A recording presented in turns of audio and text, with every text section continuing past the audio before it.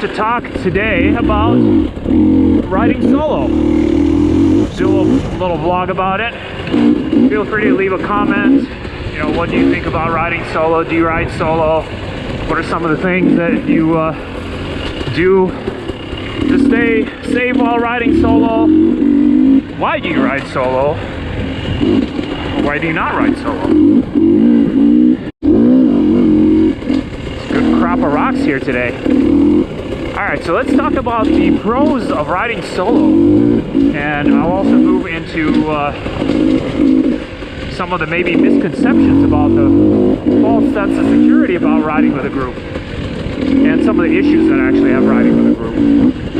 So, I think one of the biggest pros of riding solo for me is that I can go at whatever pace I want. I can stop whenever I want. I don't have to wait on anybody. I don't have to feel like somebody's waiting on me. If I'm riding a motorcycle in the woods by myself, it just rebuilds my soul and kind of just re-energizes me mentally, which is very important. You gotta look out for your mental health. And the other aspect is, I think it's actually, in some ways, it could be safer. And let me dig into that a little bit. I think as long as you're prepared and kind of smart about things, it is safer to ride by yourself. No, again, as long as you're prepared, as long as you're smart and you know what you're doing. If you're a new rider, it's probably not actually true because you don't know what your limits are. But if you're a pretty experienced rider, you kind of know what pace you can ride at where you're like pretty sure you're not going to crash or have an issue. And you're like pretty mechanically good, you know some basic first aid, that kind of stuff. You got a way to communicate. So you have an in-reach, or you're riding somewhere with good cell service. You have somebody at home watching out for you, all that kind of stuff. You know, you're pretty self-sufficient. You have food, water, all the basics. Then, again, I think it's safer. And the reason is because you're riding in a more conservative way. Because I know for me, at least, when there's a group, especially when it's a big group, and this is widely known, especially with males, people start racing. And even if it's not a race, everybody's on a trail ride. You got a buddy that you know you're like kind of the same speed, then you start pushing each other. And one of you is probably slower because everybody is at a different level.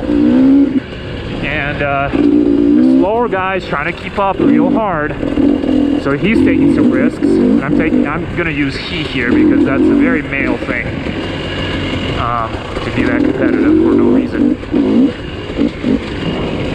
So he's probably taking some risks, and you,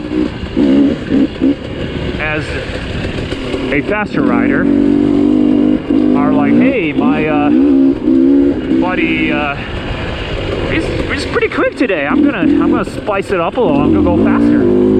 So now you're riding race pace. Your buddy is now real out of control. Also, the other aspect is once you're in a group, you get that group sense of security. Like, hey, I'm with a bunch of people. If something happens, I have help. But do you though? Because like, unless your buddies are, doctors and surgeons and nurses and EMS people with the right equipment, you smoke a tree and you break a bone, what are they going to do? Like, literally, what are they going to do for you? They're not going to, they're going to call an ambulance, which if you have an in-reach, then all they're going to do is push that button, and you could do that yourself.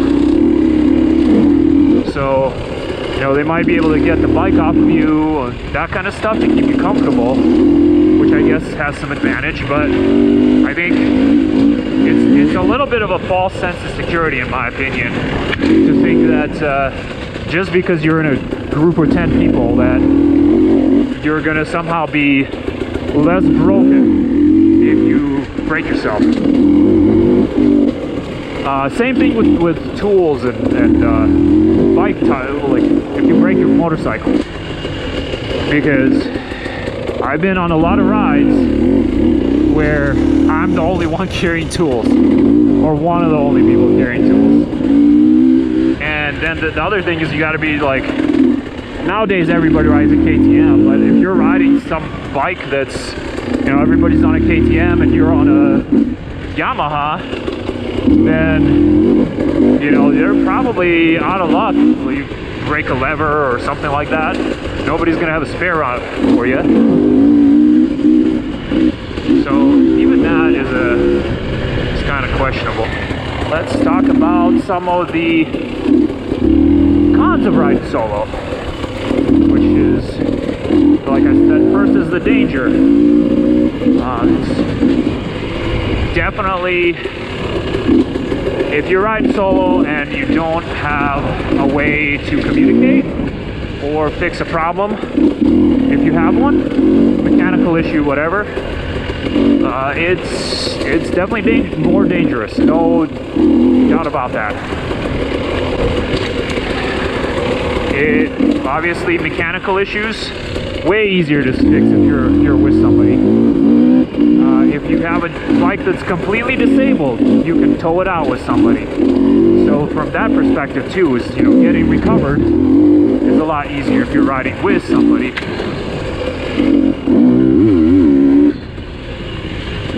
If you run out of water, run out of food, any of that kind of stuff is easier if you've got a group of people. So the safety, the security aspect, for sure. If you ride somewhere where there's, you know, questionable individuals, which, you know, this is a worldwide sport. We're here in the U.S. where we're fortunate that that's not really much of a problem, but other countries maybe is a thing. I've heard some sketchy stories before. So sometimes you know, it's better to be in a group. Wild animals actually also could be a thing. So definitely advantage of being in a group there. The other advantage of being in a group is that it's a social thing. You're with a bunch of people that are like-minded, who you hopefully like. If you don't like them yet, you know, maybe you're new to the group, then you might be making some lifelong friends. And sometimes it's it's those sketchy situations where you have to overcome some adversity is how you really build those relationships and friendships that will stick with you forever. So yeah, I think, just to summarize my thoughts on riding solo, I think if you are a fairly experienced rider and you're riding in some place where you can, you know, get rescued safely or easily, and you've got a you're prepared to be self-sufficient, I think it definitely has some benefits for your mental health, for your flexibility, as far as, you know, not needing to get a group together, all that kind of stuff. And I think it could actually be safer because you ride at your own pace. You're not riding at somebody else's pace.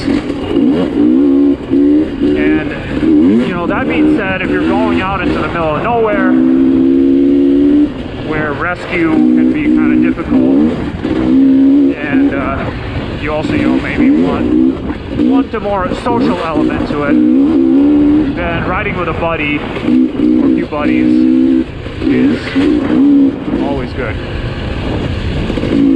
There's no, but you kind of have to have your head around yourself, or head around you, I guess, and make sure that you're not riding at a pace that is putting you at more risk.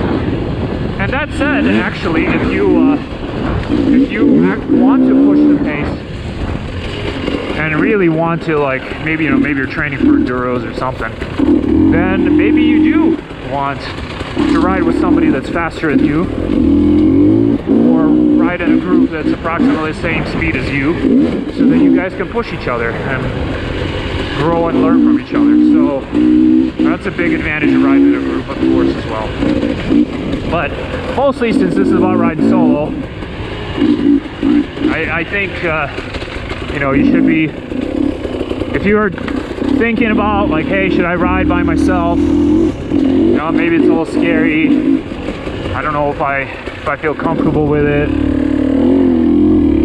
Just think about it realistically, and be prepared. Be self-sufficient. Bring extra stuff. Bring clothes. Bring food. Whatever. Bring it in reach. Tell somebody where you're going. That kind of stuff, and give it a try. Like, maybe don't go on a gnarly 80-mile ride the first time, but go to a trail that you know really well, and go have fun. Or to an RV area.